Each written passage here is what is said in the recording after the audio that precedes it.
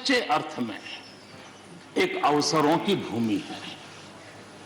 अनेक अवसर हमारा इंतजार कर रहे हैं और इसलिए जो देश युवा हो, जो देश उत्साह से भरा हुआ हो, जो देश अनेक सपनों को लेकर के संकल्प के साथ सिद्धि को प्राप्त करने के लिए प्रयासरत हो, वो देश इन अवसरों को कभी जाने नहीं दे सकता। हम सबके लिए ये भी एक अवसर है कि हम आजादी के 75 वर्ष में प्रवेश कर रहे हैं। ये अपने आप में एक प्रेरक अवसर है। हम जहां भी हो, जिस रूप में हो, मां भारती के संतान के रूप में इस आजादी के 75वें पर्व को हमने प्रेरणा का पर्व मनाना चाहिए। देश को आने वाले वर्षों के लिए तैयार करने के लिए कुछ न कुछ कर गुजरने का होना चाहिए और 2047 में देश जब आजादी की शताब्दी मनाए तब हम देश को कहां तक ले जाएंगे, इन सपनों को बार बार हमने लेते रहना चाहिए। आज पूरे विश्व की नजर भारत पर है, भारत से अपेक्षाएं भी हैं और लोगों में एक विश्वास भी है कि अगर भारत ये कर लेगा दुनिया की बहुतेक समस्याओं का समाधान वहीं से हो जाएगा। ये विश्वास आज दुनिया में भारत के लिए पड़ा है। आदरणीय सभापति जी, जब मैं अवसरों की चर्चा कर रहा हूं तब महाकवि मैथिली शरण गुप्त जी की कविता को मैं उद्घोषित करना चाहूंगा। गुप्त जी ने कहा था, अवसर तेरे लिए खड़ा है, अवसर तेरे लिए खड़ा है, फिर भी तू चुपचाप पड़ा है। अवसर तेरे लिए खड़ा है, फिर भी तू चुपचाप पड़ा है। तेरा कर्म क्षेत्र बड़ा है, तेरा कर्म क्षेत्र बड़ा है, पल पल है अनमोल, पल पल है अनमोल। अरे भारत उठ, अरे भारत उठ, आंखें खोल। ये मैथिली शरण गुप्त जी ने कहा था। लेकिन मैं सोच रहा था, इस कालखंड में 21वीं सदी के आरंभ में अगर उनको लिखना होता तो क्या लिखते। मैं कल्पना करता था कि वो लिखते, अवसर तेरे लिए खड़ा है, अवसर तेरे लिए खड़ा है, तू आत्मविश्वास से भरा पड़ा है, तू आत्मविश्वास से भरा पड़ा है। हर बाधा, हर बाधा, हर बंदिश को तोड़, हर बाधा, हर बंदिश को तोड़। अरे भारत, अरे भारत, आत्मनिर्भरता के पथ पर दौड़, आत्मनिर्भरता के पथ पर दौड़।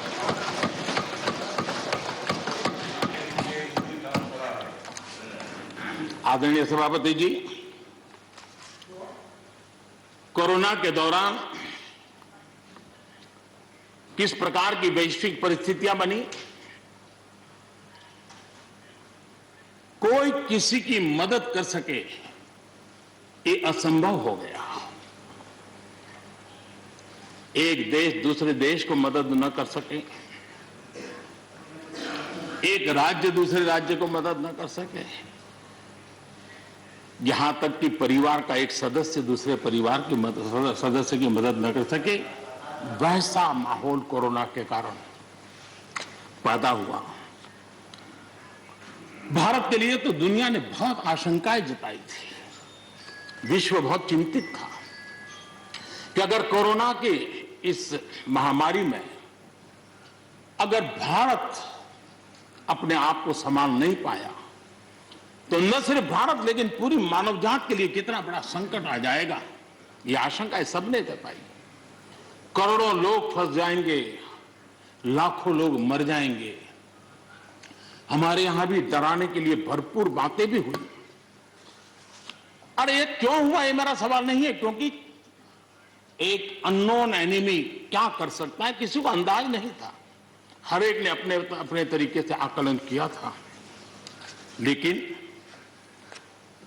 भारत ने अपने देश के नागरिकों की रक्षा करने के लिए एक अननोन एनिमी से, और जिसकी कोई पूर्व परंपरा नहीं थी कि ऐसी चीज को ऐसे डील किया जा सकता है, इसके लिए यह प्रोटोकॉल हो सकता, कुछ पता नहीं था। एक नए तरीके से, नए सोच के साथ हर किसी को चलना था।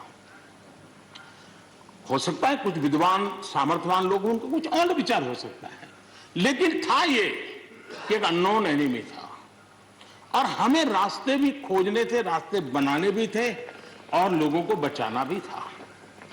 उस समय जो भी ईश्वर ने बुद्धि, शक्ति, सामर्थ्य दिया, इस देश ने उसको करते हुए देश को बचाने में भरसक काम किया है। और आज दुनिया इस बात का गर्व कर रही है कि इस वाकई भारत ने दुनिया की मानव जाति की रक्षा करने में बहुत बड़ी अहम भूमिका निभाई। ये लड़ाई जीतने का यश किसी सरकार को नहीं जाता है,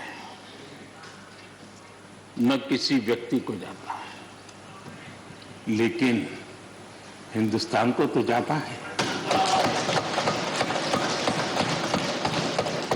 गर्व करने में क्या जाता है? विश्व के सामने आत्मविश्वास के साथ बोलने में क्या जाता है? इस देश ने किया है। गरीब से गरीब व्यक्ति ने इस बात को किया है। उन समय सोशल मीडिया में देखा होगा, फुटपाथ पर एक छोटी झोपड़ी लगा करके बैठी हुई एक बूढ़ी मां, वो भी घर के बाप की झोपड़ी के बाहर दिया जला करके भारत के शुभ के लिए कामना करते। हम उसकी मजाक उड़ा रहे हैं, उस भावनाओं का मखौल उड़ा रहे हैं। समय है, जिसने कभी स्कूल का दरवाजा नहीं देखा था, उसके मन में भी देश के लिए जो भी दिया जला करके भी देश की सेवा कर सकता हूं तो करूं, इस भाव से किया था। और उसने देश में एक सामूहिक शक्ति का जागरण किया था, अपनी शक्ति का, सामर्थ्य का परिचय करवाया था। लेकिन उसकी भी मजाक उड़ाने में मजा आ रहा है। विरोध करने के लिए कितने मुद्दे हैं जी, और करना भी चाहिए, लेकिन ऐसी बातों में न उलझे जो देश के मनोबल को तोड़ते हैं, जो देश के सामर्थ्य को नीचा आंकते हैं। इससे कभी लाभ नहीं होता है। हमारे कोरोना वॉरियर्स, हमारे फ्रंटलाइन वर्कर्स, आप कल्पना कर सकते हैं जी, जब चारों तरफ भाई कहीं किसी से कोरोना आ जाएगा तो ऐसे समय ड्यूटी करना, अपनी जिम्मेवारियों को निभाना, ये छोटी चीजें नहीं है। इसका गर्व करना चाहिए, उनका आदर करना चाहिए। और इन सब के प्रयासों का परिणाम है कि देश ने आज ये करके दिखाया। हम जरा भूतकाल की तरफ देखें, ये आलोचना के लिए नहीं है, उन स्थितियों को हमने जिया है। कभी चेचक की बात होती थी, कितना भय फैल जाता था, पोलियो कितना डरावना लगता था, उसकी वैक्सीन पाने के लिए क्या क्या मेहनत करनी पड़ती थी, कितनी तकलीफें उठानी पड़ती थी। मिलेगा, कब मिलेगा, कितना मिलेगा, कैसे मिलेगा, कैसे लगाएंगे, एक दिन हमने बिताए हैं। ऐसी स्थिति में उन दिनों को अगर याद करें तो पता चलेगा कि आज जिनको थर्ड वर्ल्ड कंट्रीज में गिना जाता है, वो देश मानव जात के कल्याण के लिए वैक्सीन लेकर के आ जाए। इतने कम समय में मिशन मोड में हमारे वैज्ञानिक भी जुटे रहे। ये मानव जात के इतिहास में भारत के योगदान एक गौरवपूर्ण गाथा है। इसका हम गौरव करें और उसी में से नए आत्मविश्वास की प्रेरणा भी जगती है। हमने उस नए आत्मविश्वास की प्रेरणा को जगाने के ऐसे प्रयासों को आज देश गर्व कर सकता है कि दुनिया का सबसे बड़ा टीकाकरण अभियान इसी मेरे देश में चल रहा है। विश्व में तेज गति से टीकाकरण आज कहीं हो रहा है तो इसी हम सब की मां भारती के गोद में हो रहा है। और भारत का ये सामर्थ्य कहां नहीं पहुंचा है। आज कोरोना ने भारत को दुनिया के साथ रिश्तों में एक नई ताकत दी है। जब शुरुआत में कौन सी दवाई काम करेगी, वैक्सीन नहीं थी, तो सारा विश्व का ध्यान भारत की दवाइयों पर गया।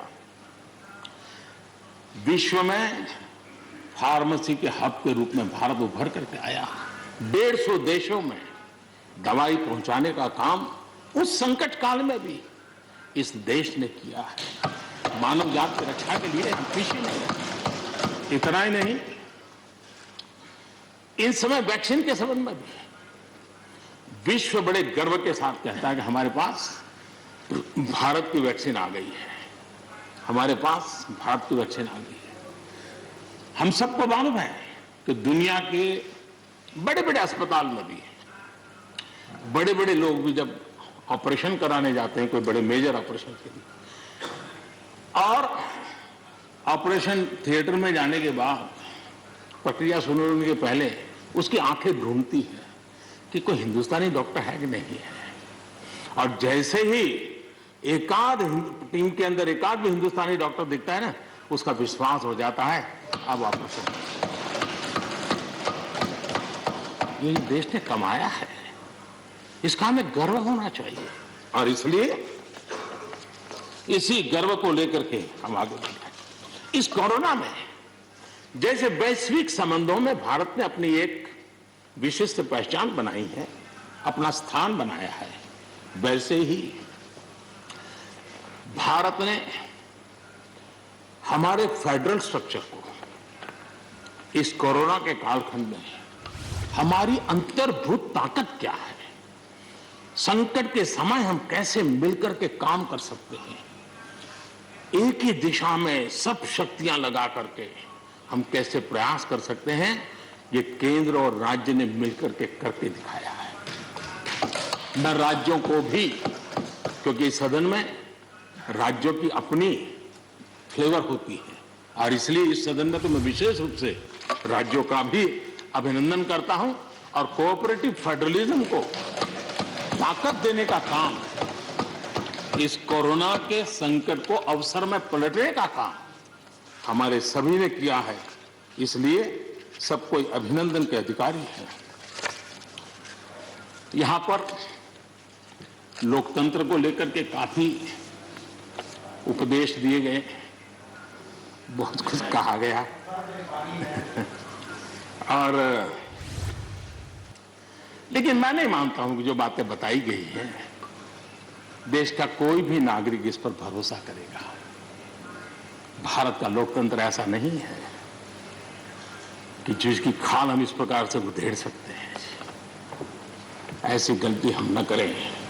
और मैं श्रीमान डेरेक जी की बात सुन रहा था, बढ़िया बढ़िया शब्दों का प्रयोग हो रहा था, फ्रीडम ऑफ स्पीच,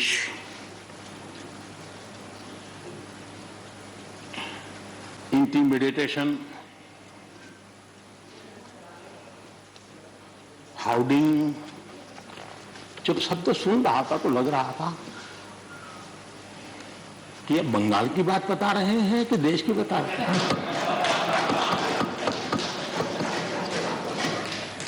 स्वाभाविक है, 24 घंटे वही देखते हैं, वही सुनते हैं, तो वही बात शायद गलती से यहां बता दी होगी। कांग्रेस के हमारे बाजवा साहब भी काफी अच्छा बता रहे थे इस बात, और इतना लंबा खींच करके बता रहे थे तो मुझे लग रहा था बस साहब थोड़ी देर में ये इमरजेंसी तक पहुंच जाएंगे। मुझे लग रहा था थोड़ी देर में, एक कदम बार बाकी है, वो 84 तक पहुंच जाएंगे। लेकिन वो वहां नहीं गए। खैर, कांग्रेस देश को बहुत निराश करती है, आपने भी निराश कर दिया।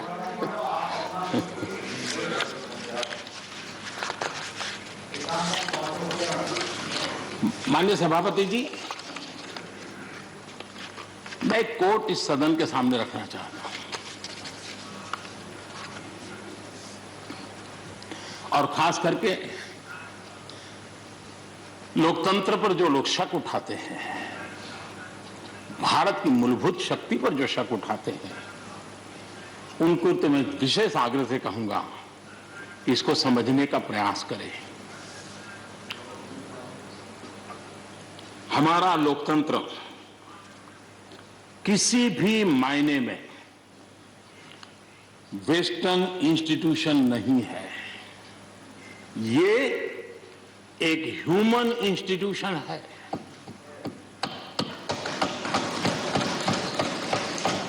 भारत का इतिहास लोकतांत्रिक संस्थानों के उदाहरणों से भरा पड़ा है। प्राचीन भारत में 81 गणतंत्रों का वर्णन हमें मिलता है।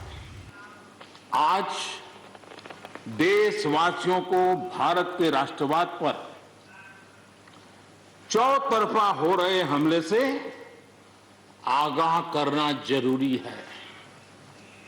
भारत का राष्ट्रवाद ना तो संकीर्ण है, न स्वार्थी है और ना ही आक्रामक है।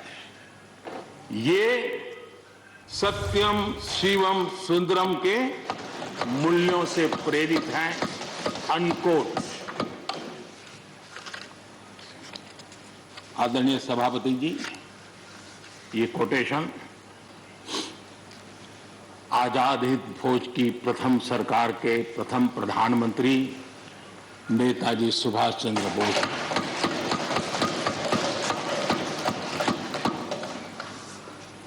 और संयोग है ये 125वीं जयंती आज हम मना रहे हैं। लेकिन दुर्भाग्य इस बात का है कि जाने अनजाने में हमने नेताजी की इस भावना को, नेताजी के इन विचारों को, नेताजी के इन आदर्शों को भुला दिया, और उसका परिणाम है कि आज हमको कोसने लग गए। मैं तो कभी कभी हैरान हो जाता हूं। दुनिया जो हमें कोई शब्द पकड़ा देती है, हम भी उसको पकड़ करके चल पड़ते हैं। दुनिया की सबसे बड़ी डेमोक्रेसी, दुनिया की सबसे बड़ी डेमोक्रेसी, दुनिया की सबसे बड़ी डेमोक्रेसी सुनते हैं, हमको भी अच्छा लगता है। हाँ यार, भारत विश्व की सबसे बड़ा लोकतंत्र। लेकिन हमने अपने युवा पीढ़ी को यह सिखाया नहीं कि भारत ये मदर ऑफ डेमोक्रेसी है, ये लोकतंत्र की जननी है। हम सिर्फ बड़ा लोकतंत्र है ऐसा नहीं है, यह देश लोकतंत्र की जननी है। ये बात हमें हमारी आने वाली पीढ़ियों को सिखानी होगी, और हमें गर्व से इस बात को बोलना होगा, क्योंकि हमारे पूर्वजों ने विरासत हमें दी है। भारत की शासन व्यवस्था डेमोक्रेटिक है। सिर्फ इसी वजह से हम लोकतांत्रिक देश नहीं है। भारत की संस्कृति, भारत के संस्कार, भारत की परंपरा, भारत का मन लोकतांत्रिक है, और इसलिए हमारी व्यवस्था लोकतांत्रिक है। ये है इसलिए ये है ऐसा नहीं है, मूलतः हम लोकतांत्रिक हैं इसलिए ये है। और ये कसौटी भी हो चुकी है देश की। आपातकाल के उन दिनों को याद कीजिए, न्यायपालिका का हाल क्या था, मीडिया का क्या हाल था, शासन का क्या हाल था। सब कुछ जेल खाने में परिवर्तित हो चुका था। लेकिन इस देश के संस्कार, इस देश का जनमन जो लोकतंत्र के रंगों से रंगा हुआ था, उसको कोई हिला नहीं पाया था। मौका मिलते ही उसने लोकतंत्र को प्रस्थापित कर दिया। ये लोगों की ताकत, ये हमारे संस्कारों की ताकत है, ये लोकतांत्रिक मूल्यों की ताकत है। मुद्दा ये नहीं है कौन सरकार नहीं, मैं उसकी चर्चा नहीं कर रहा हूं, और न ही मैं ऐसी चीजों में अपना समय लगाने के लिए यहां आप लोगों ने मुझे बिठाया है। हमें लोकतांत्रिक मूल्यों की रक्षा करते हुए आगे बढ़ना है। आत्मनिर्भर भारत के संबंध में भी चर्चा हुई। मैं हमारे साथी धर्मेंद्र प्रधान जी के बहुत ही अभ्यासपूर्ण और आत्मनिर्भर भारत की हमारी दिशा क्या है उसका विख्यात विस्तृत उन्होंने बयान किया है।